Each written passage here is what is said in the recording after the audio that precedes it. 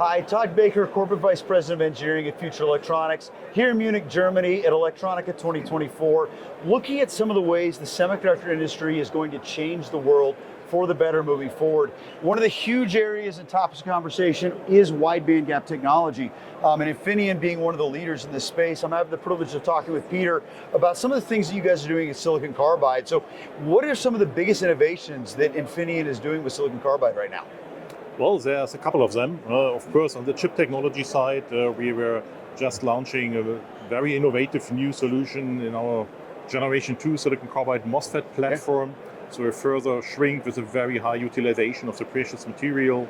We were adding new flavors of our packaging technology, .xt, and also very important, we are widening the range of products. You can get now silicon carbide between 400 volt and 3.3 kV. Very differentiating portfolio.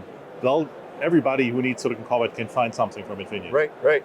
Well, and I think, when we're talking about silicon carbide or any of the wide bandgap, getting heat out of the application is absolutely critical. And I think one of the biggest areas of differentiation in this technology is the packaging. You mentioned the .xt. Right. Talk to me a little bit about that. What's the real benefits of .xt? Yeah, .xt actually solves one of the biggest problems in traditional packages, which is actually a solder layer between the chip and the copper lead frame. So silicon carbide and copper are both excellent thermal conductors. The solder is not. And we found a way how to eliminate the solder and still forming a very powerful joint between the semiconductor chip and the package. So it gives us a significantly better RTH, better thermal impedance, and higher reliability. Right. Oh, that's absolutely excellent. So silicon carbide's being bandied about in a lot of different applications. What are some of the key applications that Infineon's seeing for silicon carbide right now? Yeah, again, of course, everybody is talking about automotive applications. This is one of the biggest applications also for us, both in onboard charging and the major drivetrain. But also in the industrial space, we have a very wide portfolio of applications, meanwhile, starting with EV charging, battery storage, very fast growing application with a lot of potential for silicon carbide, UPS systems, and even the big market of motor drives starts to kick in. So basically, we have no further restrictions in rolling out SiC. Even up to traction with this nice big 3.3 kV module. So nice future ahead of us. Yeah, very exciting stuff.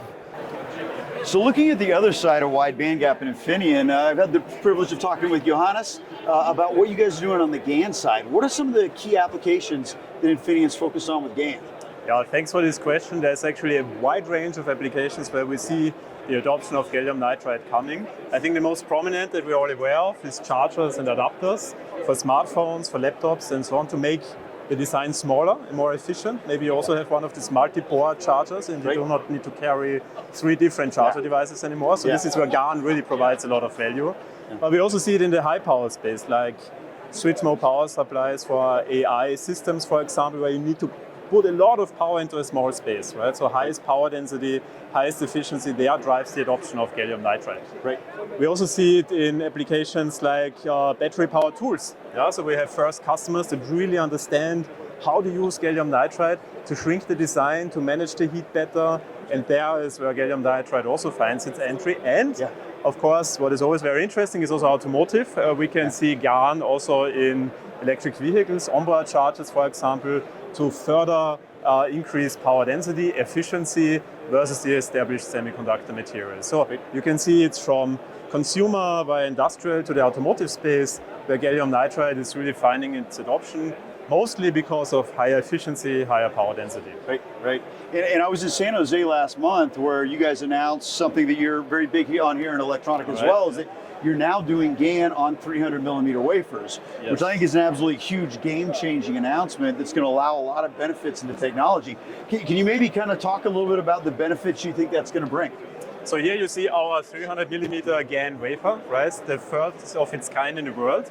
And technology-wise, it brings big benefits because with 300 millimeter manufacturing tools, these are the most advanced tools in the industry, means that also homogeneity, parameter spread, and so on, that's all narrowed down and opens also the path towards new next generation gallium nitride technology. So that is a huge impact for us on the one hand side. And of course, moving to 300 millimeter also has an impact on cost. So for customers, GaN will be more cost effective moving forward. Right. It's going to be a complete game changer for the GaN market. I know that's been one of the engineers' biggest concerns when it comes to GaN is how do I get the cost down to make it relevant for my application? So I think what Infineon's doing there is absolutely incredible. What are some of the other applications that Infineon's working on with GaN right now? Sorry, can you repeat the question? What are some of the other applications that Infineon's working with GaN right now? So I mentioned already some applications, but we can see that, for example, high voltage motor control when it comes to home appliances is definitely an interesting space. And that might not be obvious because that's dominated today by IGBTs. Right. So you would say, okay, that's the most cost-effective technology today. Why to come with something like gallium nitride, which sounds like premium? Yeah. But exactly as you say, when you look at the system overall, right, then gallium nitride allows, for example, to remove the entire heatsink, because it's so efficient and brings down the power dissipation so much that thermals are managed much better. Right. And then if you can remove the heatsink, the cost saving on the system level are of course tremendous. Right. So that would be one of the applications that we work on.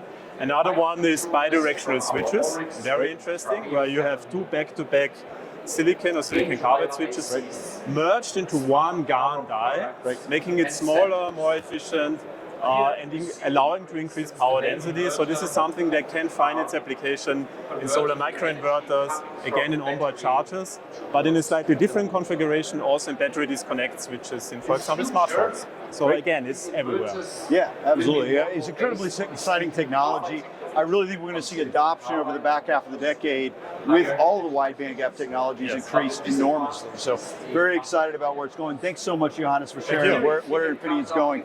If you're interested in what Infineon's doing or any of the things going on here at Electronica 2024, we at Future Electronics would love to show you all the great things that suppliers like Infineon are doing to make the world a better place.